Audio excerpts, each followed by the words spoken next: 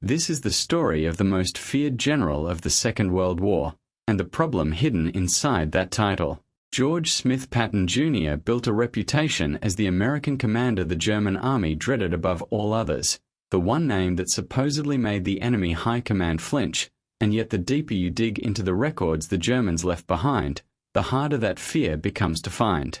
For most of the war, according to the historian who spent years reading the original German wartime documents, the German command barely noticed Patton at all, and it tracked other Allied commanders far more closely. One German intelligence study of Allied generals, produced early in 1944, profiled the man who would command the American Army Group, profiled the British Field Marshal, and left Patton off it completely. That gap between the legend and the paperwork is what this video is about. It is the story of a gifted battlefield commander, and it is also the story of how a reputation gets manufactured, amplified, and frozen into history long after the facts that were supposed to support it have quietly vanished. To understand both the man and the myth, you have to go back to the beginning, to a boy in Southern California who could barely read. George Smith Patton Jr. came into the world on November 11, 1885, somewhere in Southern California. Sources still argue over the exact town, some naming San Gabriel and others San Marino, because the family estate sat on land that would later be split into a new municipality. The world he was born into is not in dispute. Patton blood ran military, his grandfather and a great-uncle both dead fighting for the Confederacy in the Civil War, so the boy grew up marinated in stories of soldiers and battle and glory. Marriage later tied him to Beatrice Ayer, daughter of a Massachusetts textile magnate, a match that reportedly ranked him among the wealthiest officers the United States Army had. A hidden problem shadowed the future general, one no battlefield would ever expose. Reading came late and hard, and he could not read fluently until somewhere around the age of 11. Two of his major biographers, Martin Blumenson and later Carlo D'Este, read that struggle as undiagnosed dyslexia, a condition essentially unknown in the America of his childhood. The precision matters here, because that diagnosis is a well-supported interpretation from his biographers rather than a documented clinical fact from his own lifetime. Whatever its cause, the struggle forced him to work with a ferocity that never left him, and that compensating drive became the engine of the man.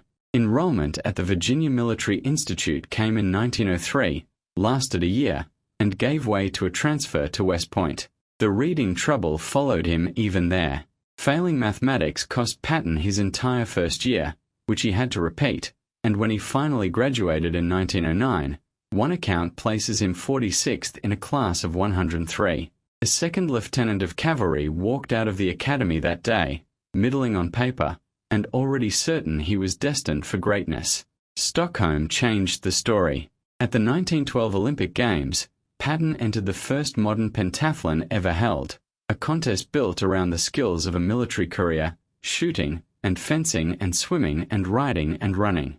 5th place out of 42 was where he finished. His weakest event was the one you would least expect from a future warrior, the shooting, where he placed 21st, and he reportedly fired a larger .38 caliber pistol while most rivals used the smaller .22. The misses were not misses at all, Patton always insisted, because his later rounds had slipped cleanly through holes the earlier ones had already punched. That story of the lost bullets came from Patton himself and has never been independently confirmed, and it stands as the earliest example of a lifelong habit. From the very start, the man told a compelling story about George Patton. After the games, that obsession with the blade hardened into doctrine.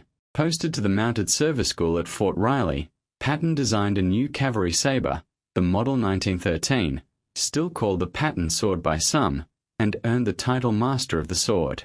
Real combat arrived in 1916. Riding under Brigadier General John J. Pershing on the expedition into Mexico to run down the revolutionary Pancho Villa, Patton led a raid built around automobiles, a novel tactic for the day, and took part in a firefight that killed 3 of Villa's men, among them a figure named Julio Cardenas. That skirmish counted as one of the earliest combat uses of the motor vehicle by the United States Army, and it planted Patton's name in the newspapers for the first time. The First World War carved his name into the history books. As the first officer assigned to the brand new United States Army Tank Corps in late 1917, Patton threw himself at the machine that would come to define him, and he built and ran the American Tank School at Bourg, near Langres, in France. His brigade rolled into action at the Saint-Mihiel offensive on September 12, 1918, and then into the meat grinder of the Meuse-Argonne.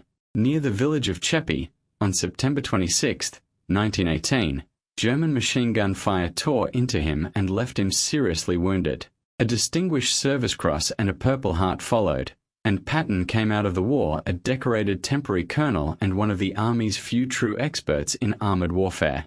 And then, for 2 decades, almost nothing happened. Tank money dried up, the Army shrank, and Patton slipped back into the cavalry. One relationship formed in those quiet years would shape the entire war to come. At Fort Meade, Patton struck up a friendship with a fellow officer and armor enthusiast named Dwight D. Eisenhower, and neither man could have guessed that one of them would rise to command the whole Allied effort in Western Europe, holding the other's career in his hands. By the time the United States finally entered the Second World War, Patton stood ready.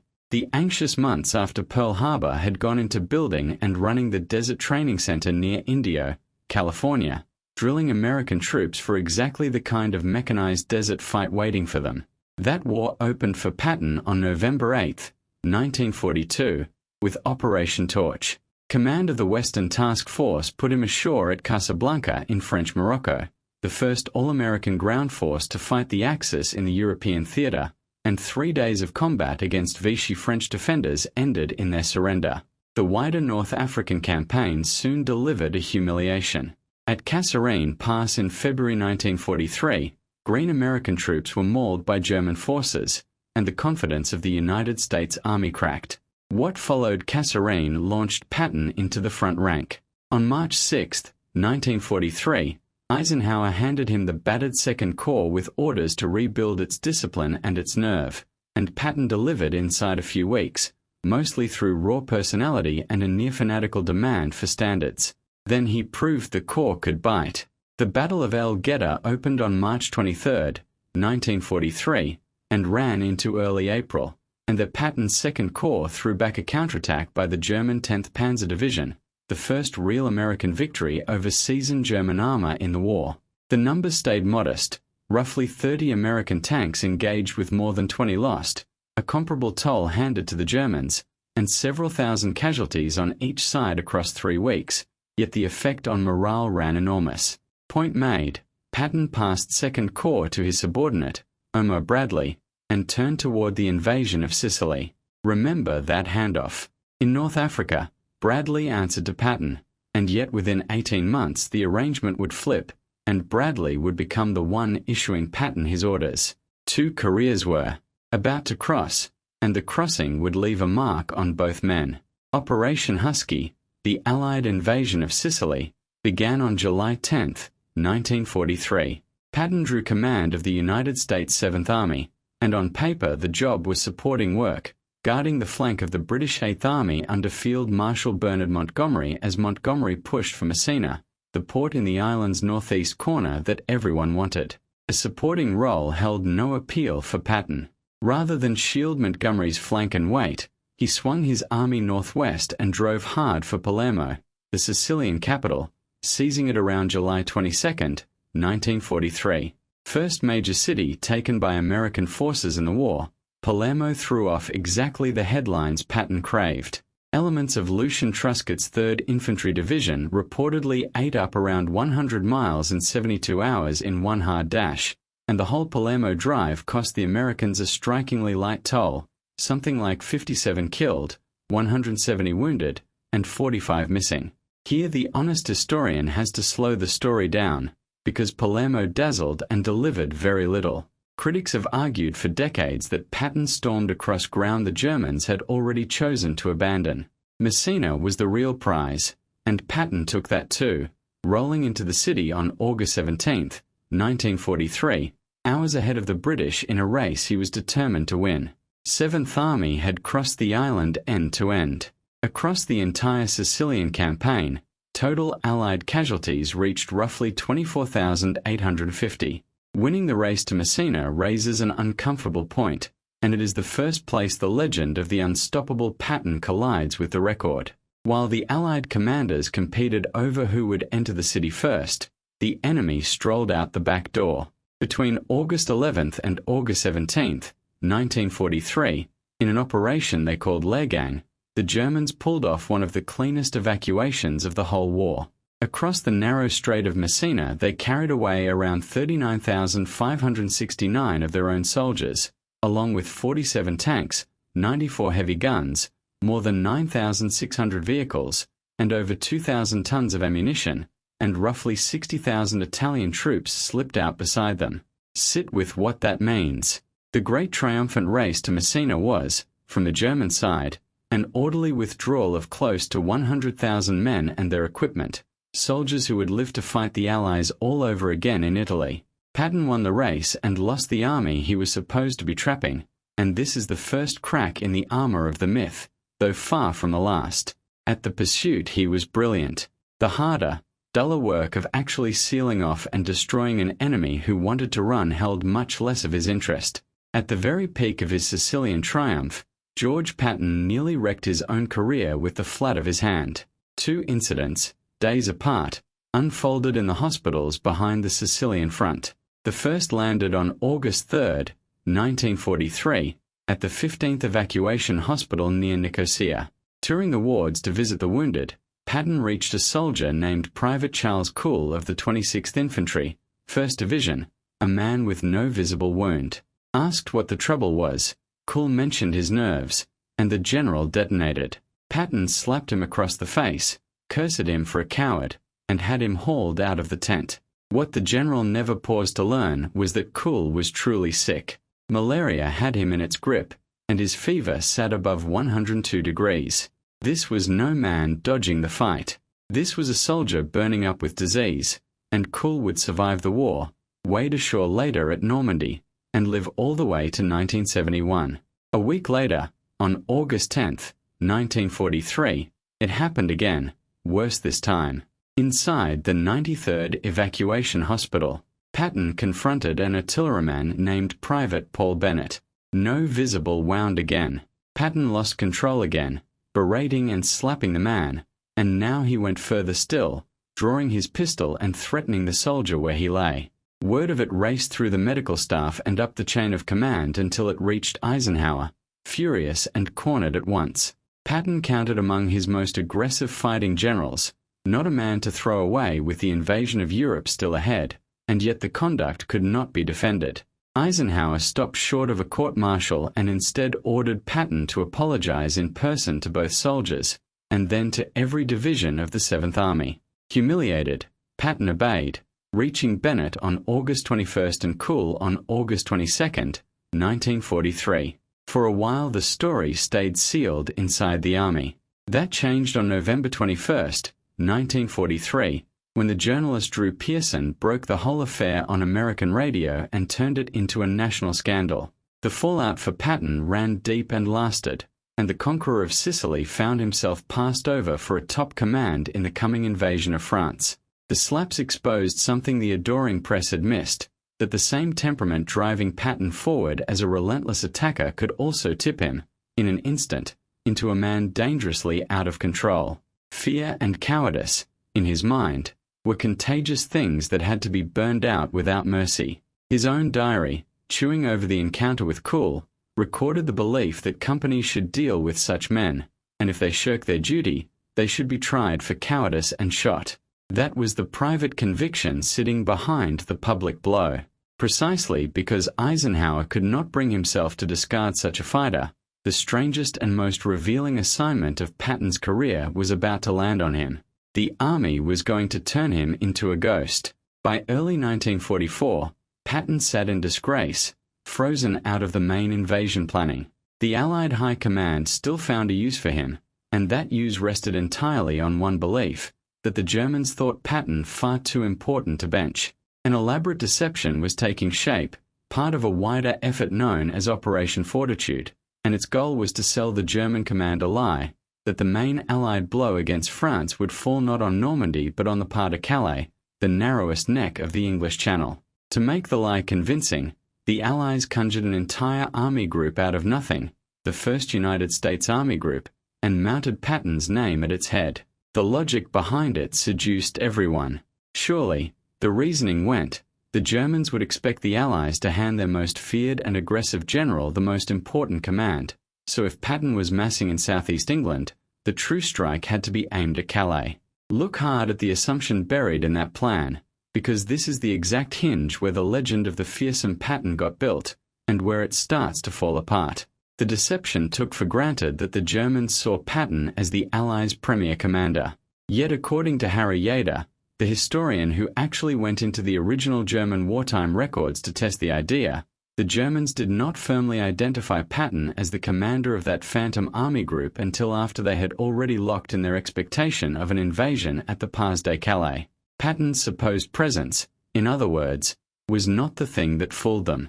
The notion that Patton could deceive the Germans, Yader found, seems to have grown out of an assumption inside Allied planning circles in Washington about how the Germans thought, not out of any hard evidence about how they actually thought. This is one of the least understood mechanisms in the whole Patton story, and it connects to something well outside the war. What happened to Patton's reputation is a case study in how a signal can travel completely free of the substance beneath it. The Allies did not inflate Patton's fearsome image because the Germans feared him.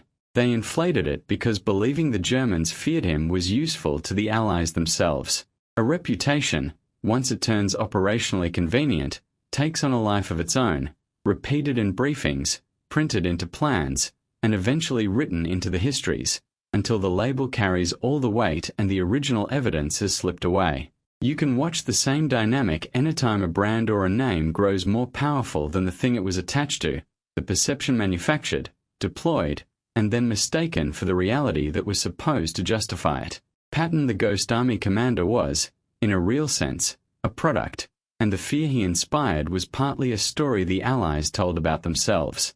The real drama is that within weeks Patton would get his chance to show what he could do with an actual army, and what he did with it was, by any measure, extraordinary. Patton's Third Army went operational in France on August 1, 1944, and almost at once he became the face of the American breakout from Normandy. In the operation codenamed Cobra, American forces finally split the German defenses open, and Patton flooded his army through the gap at Avranches and out into the open country beyond. This was Patton in his element, the pursuit and the exploitation and the headlong armored charge that no one in the American army ran better, and Third Army swept across France at a speed that stunned watchers on both sides. By mid-August, the boasting had started, in that unmistakable Patton register. As of August 14, 1944, he claimed, his Third Army had pushed further and faster than any army in history, something on the order of 300 miles. The line dazzled, and it was also not quite true. German commanders in their own advances of 1941, as Yader has noted, had driven considerably further and faster than that. The boast still tells you everything about how Patton framed his own campaigns, always record-setting, always historic, always narrated by the man himself. Falaise came next, and with it the second great controversy of Patton's generalship. As the German army in Normandy was folding into an encirclement, Patton's forces raced north toward the town of Argentan, poised to help slam the pocket shut and trap an entire German army, and then the order came down to stop. Bradley, the very man who had once served under him, held Patton at Argentan rather than let him drive north into the closing gap. By the time the pocket finally shut around August 20th, 1944, tens of thousands of German soldiers had streamed out through it. Exactly how many escaped depends entirely on what you count, and the estimates scatter from the 20 to 40,000 range up to figures near 100,000 pouring through a gap only about a dozen miles wide. To the end of his life, Patton believed Falaise had robbed him of a decisive victory, convinced that a free hand would have let him close the trap and shorten the war, and his defenders, biographers like Dest among them, have argued he was probably right. His critics answer that the pocket was a chaotic and lethal place, and that the decision made more sense than Patton ever allowed. What no one disputes is the outcome, that another large enemy force which might have been destroyed instead got away, and that once again Patton stood at the edge of the escape rather than the center of the kill. The sweep across France, though, was real, and fast, and brutal on the enemy. The map was about to change on him, and the ground and the season were about to hand Patton the least glamorous and most honest chapter of his war. The dash across France died the moment Third Army slammed into three things at once: stiffening German resistance, the fortress region around the French city of Metz, and its own dry fuel tanks. What came next is the stretch of the Patton story the movies tend to cut. Fought from roughly September into December 1944, the Lorraine campaign was Patton's slowest and bloodiest of the war. Lightning warfare it was not. This was a grinding, methodical slog against fortified lines, in foul weather, over miserable ground, and the siege of Metz and the assault on positions like Fort Driant dragged out across weeks. Here is the campaign that most complicates the image of Patton as a pure genius of maneuver, because forced into a slow, attritional, set-piece battle, he was, by his own admission, nowhere near his best. The attack, Patton himself conceded, was not very brilliant. German commanders who faced Third Army in this period called the American approach in Lorraine cautious and systematic, about the last words anyone would pin on the legend of old blood and guts. Lorraine matters because it is the control case. Strip away the open country and the retreating enemy and the room to run. Force Patton into a battle where the other side stands and holds, and what you get is a capable, determined, thoroughly ordinary campaign. The genius, it turns out, could not be separated from the conditions. Hand Patton a broken enemy and open roads, and no one alive did it better. Hand him a fortress and a stalemate, and he looked a great deal like everyone else. Lorraine also set Third Army in position for the single most famous feat of Patton's whole career, the moment that earned his place in American memory more than any other. In December 1944, the Germans did the thing nobody saw coming, and Patton answered with something almost no other commander could have pulled off. On December 16, 1944, the German army hurled a massive surprise offensive through the forests of the Ardennes, the attack that history would name the Battle of the Bulge. American units were overrun and cut off, and the road junction at the town of Bastogne, which the whole German advance needed, was surrounded with the defenders of the 101st Airborne Division trapped inside. When the German commander demanded surrender, the acting American commander at Bastogne, Brigadier General Anthony McAuliffe, fired back a single word that has echoed ever since: nuts. Defiance alone breaks no siege, and somebody had to fight a way through. At a tense command conference in Verdun on December 19, 1944, Eisenhower asked his generals how fast they could counterattack the swelling German bulge, and Patton made a promise the other officers in the room reportedly found close to unbelievable. He could peel a large part of his Third Army off its eastward fight, he said, wheel it a full 90 degrees to face north, and attack toward Bastogne within days. This is the feat that defines Patton, and unlike so much of the legend, this one stands up under weight. Turning a fighting army 90 degrees in the dead of winter, over iced roads, and slamming it into a fresh attack on a compressed clock is one of the hardest things any army can attempt, and Patton's staff made it happen.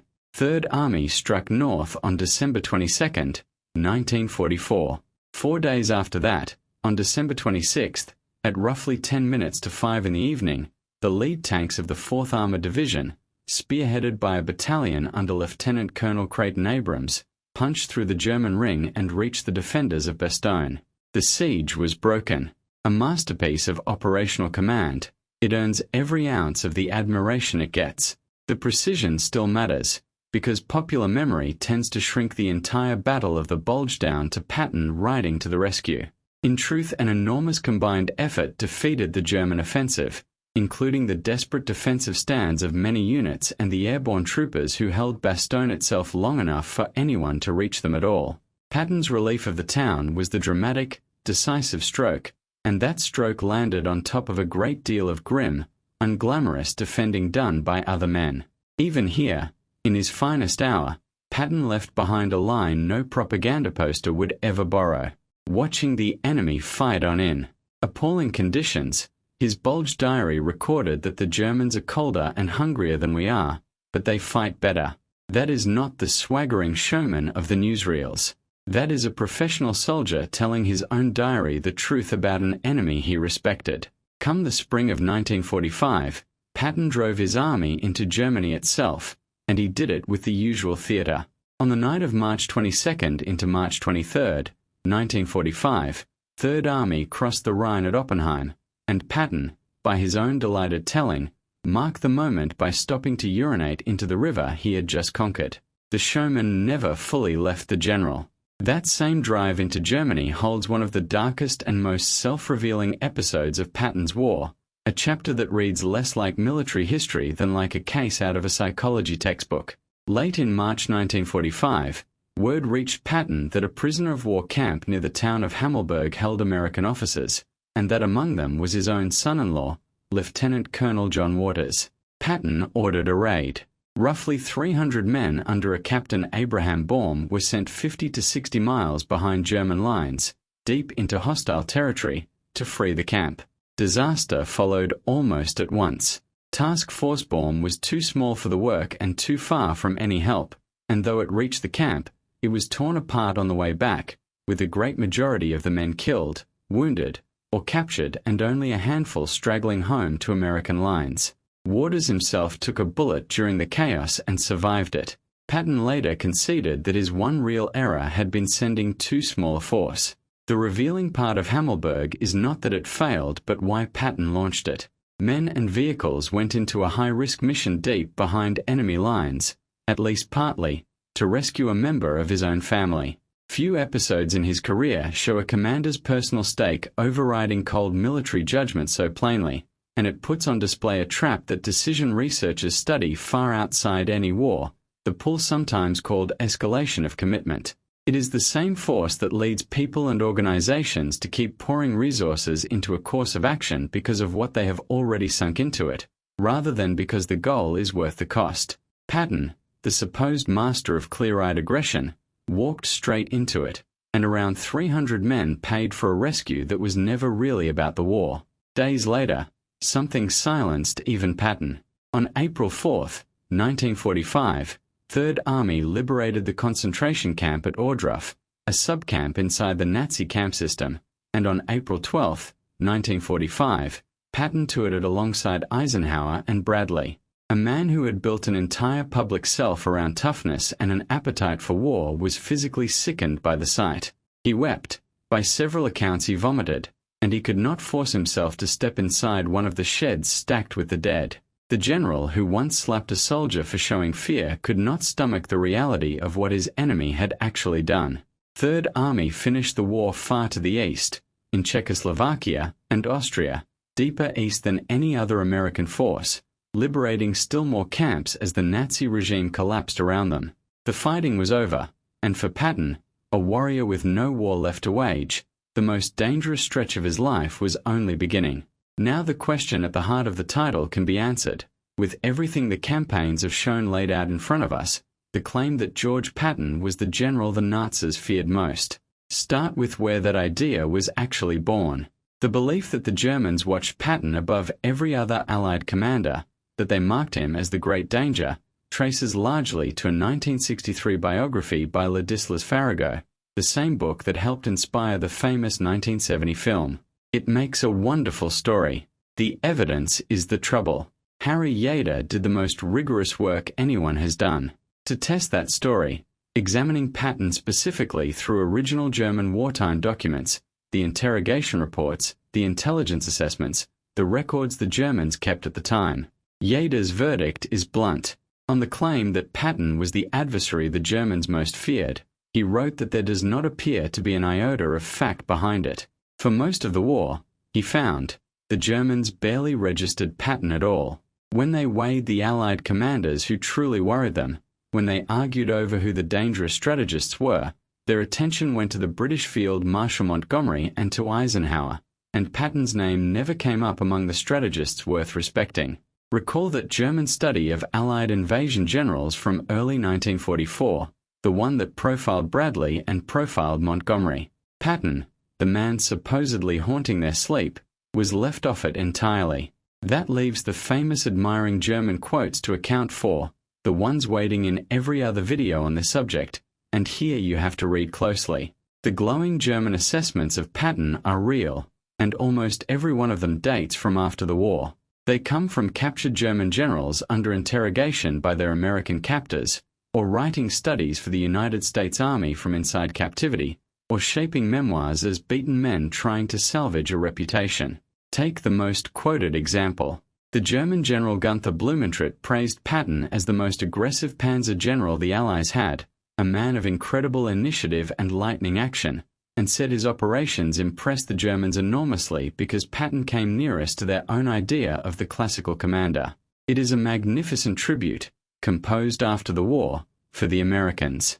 The German General Alfred Jodl called Patton the American Guderian, bold and hungry for large, risky movements, and that judgment surfaced in a post-war interrogation. Even the celebrated line from the tank expert Heinz Guderian, congratulating Patton on a victory by saying he had acted exactly as Guderian himself would have, comes out of a 1945 interrogation, after the shooting had stopped. Scholars who work this material, Alaric Searle among them, have warned for years that the entire genre of post-war writing by German generals runs deeply self-serving. These were defeated men, many of them rehabilitating their reputations, distancing themselves from the crimes of the Nazi regime, and some destined to become prize consultants to Western militaries as Germany was folded into the post-war Western alliance, flattering the American generals who had beaten them, and recasting their own defeats as duels against worthy and brilliant opponents, served every one of those aims at once. What looks like wartime dread is closer to retrospective professional courtesy and careful reputation management. Some of the most repeated quotes may not even carry that much weight. The line so often hung on the German Field Marshal von Rundstedt, supposedly telling his captors that Patton was the best the Allies had, is the clearest example, quoted endlessly and yet resting on no locatable original source at all. It survives because people repeat it, not because anyone documented it. Then comes the most damning evidence of the lot, and it falls not from a German mouth but from the man who actually commanded Patton. On February 1st, 1945, Eisenhower privately ranked the military ability of his senior American generals in Europe. Bradley shared the top slot. Another officer took second. Patton landed third.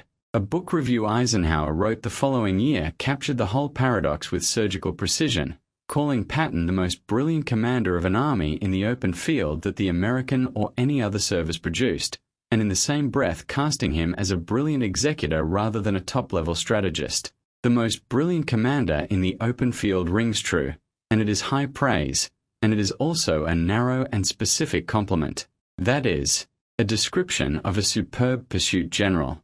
It is not a description of the mastermind the Germans supposedly lay awake dreading. That brings the honest answer to the question in the title into shape. Patton owned a fearsome reputation, and that reputation was real in its effects, cultivated by Allied propaganda, weaponized in the Fortitude deception, immortalized by a Hollywood film, and, yes, echoed in sincerity by defeated German commanders once the guns fell quiet. The fearsome reputation and the wartime reality are simply two different things. The best evidence we have says that while the war was actually being fought, the German High Command did not mark Patton out as the enemy it feared above all, and that distinction, if it belonged to anyone, belonged elsewhere. Patton was a great commander. In the German records, he was not the towering terror the title promises, and the space between those two statements is the exact space between history and legend. Peace destroyed George Patton faster than any German had managed. With the shooting finished, Patton was made military governor of Bavaria, and inside that political role his instincts turned on him completely. The Allied program of denazification, the effort to strip former members of the Nazi Party out of positions of authority, struck him as impractical, and he argued that pulling every experienced administrator would leave no one to keep the trains running and the utilities on, urging his superiors to go slower. Then, at a press conference on September 22, 1945, he spoke the words that finished his command, comparing the divide between Nazis and anti-Nazis in German politics to the ordinary rivalry between political parties in an American election, a staggeringly tone-deaf line so soon after the camps had been thrown open. The private record ran worse. Across his diary and letters from the autumn of 1945, later gathered and published by the historian Martin Blumenson, Patton poured out contempt for Jewish survivors of the Nazi genocide in language that was viciously, undeniably anti-Semitic. In the same stretch, he argued that the Western Allies ought to turn on their Soviet partners and fight them while the American army still stood intact and in the field, certain that a war with the Soviet Union was coming and better fought sooner than later. None of this sits comfortably, and an honest account cannot leave it on the floor. The same man who wept at Ohrdruf, sickened by the crimes of the Nazi regime, carried bigoted contempt for the very survivors of those crimes and itched to throw the exhausted world straight into another war. Patton was no simple hero. He was a brilliant, driven, deeply flawed man whose battlefield genius sat side by side with prejudices and impulses that appalled even his own commanders. Eisenhower had finally seen enough. Announced at the start of October 1945, the decision took hold on October 7th, when Patton was relieved of command of his beloved Third Army and his old subordinate Lucian Truscott stepped into his place. A paper command absorbed him after that, the 15th Army, an administrative posting given over to writing the official history of the war, and for a man who lived to fight and to command, it amounted to exile. 2 continents he had conquered, and now he had a desk. He would not sit at it for long. On December 9th, 1945, Patton set out for one last easy morning before a planned trip home, a pheasant hunt in the German countryside near Mannheim. He rode in the back of his Cadillac with his chief of staff, Hobart Gay, beside him and a young soldier named Horace Woodring at the wheel, his usual driver laid up in the hospital and unavailable that day. The crash held no drama at all. At low speed, a 2.5-ton military truck, driven by a soldier named Robert Thompson, swung left across the path of Patton's car, and the 2 vehicles met. Nobody else took a serious injury. Woodring walked away fine, Gay walked away fine, Thompson walked away fine.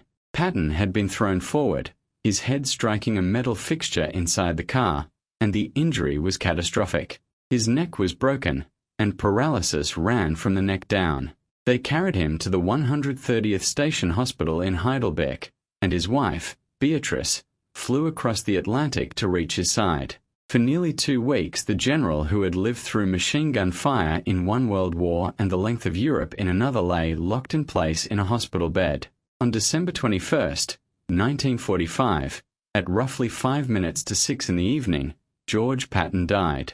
A pulmonary embolism, a blood clot of the kind that so often trails a serious injury and a body held motionless, was recorded as the cause. At his wife's decision, no autopsy was performed. On December 24th, following the old tradition that a soldier should lie among his soldiers, Patton was buried at the American Military Cemetery at Ham, in Luxembourg, surrounded by the men of his Third Army who had fallen in the fighting. A strangely quiet, almost accidental end closed such a loud and forceful life, and precisely because it came so quietly and left such a thin paper trail, it opened a vacuum. Into that vacuum, over the decades that followed, rushed one of the most stubborn conspiracy theories in American military history. The theory runs like this. Patton, the argument goes, had grown too dangerous to leave alive. He wanted a war with the Soviet Union. He hammered Allied policy out loud. He threatened to go home and tell the American public uncomfortable truths, and so, the claim holds, powerful figures arranged to silence him, staging the car accident and then finishing him off in the hospital.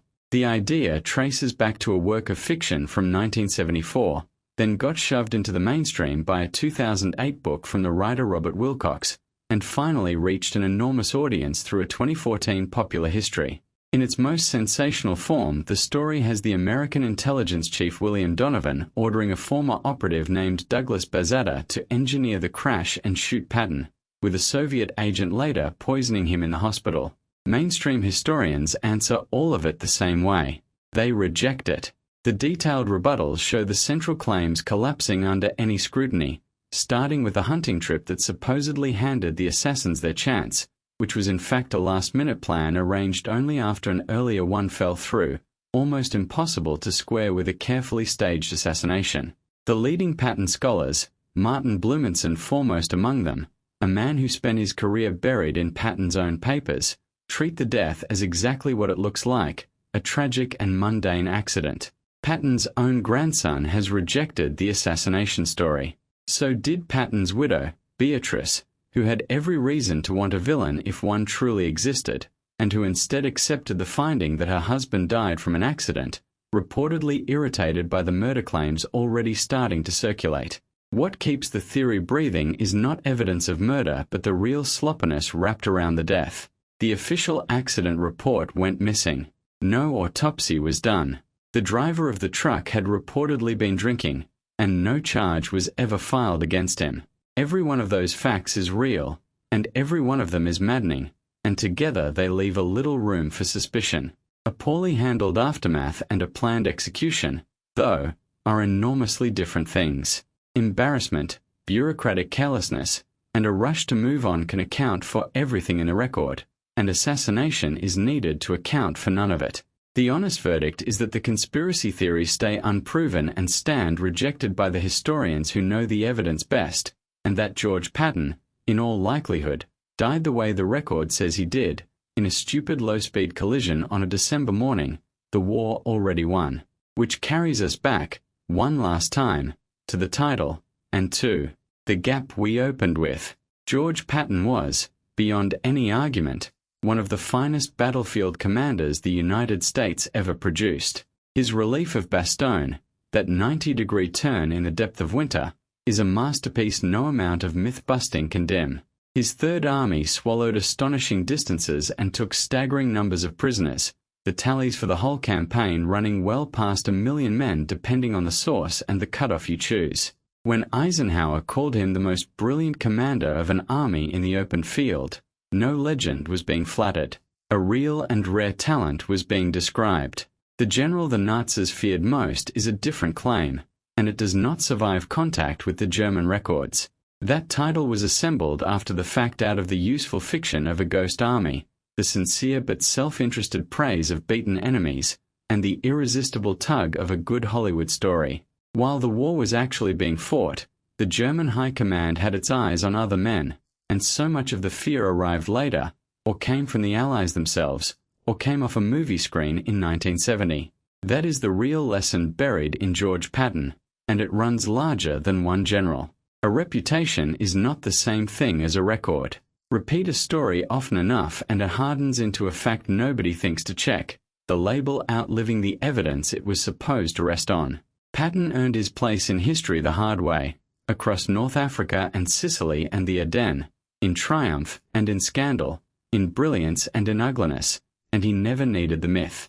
Set the myth aside, look at the man the documents actually describe, and you find someone more complicated, more troubling, and in the end more human than the fearsome legend ever allowed. The most feared general of the Second World War was, first and last, a man his own commander ranked third. The legend says otherwise. The record does not.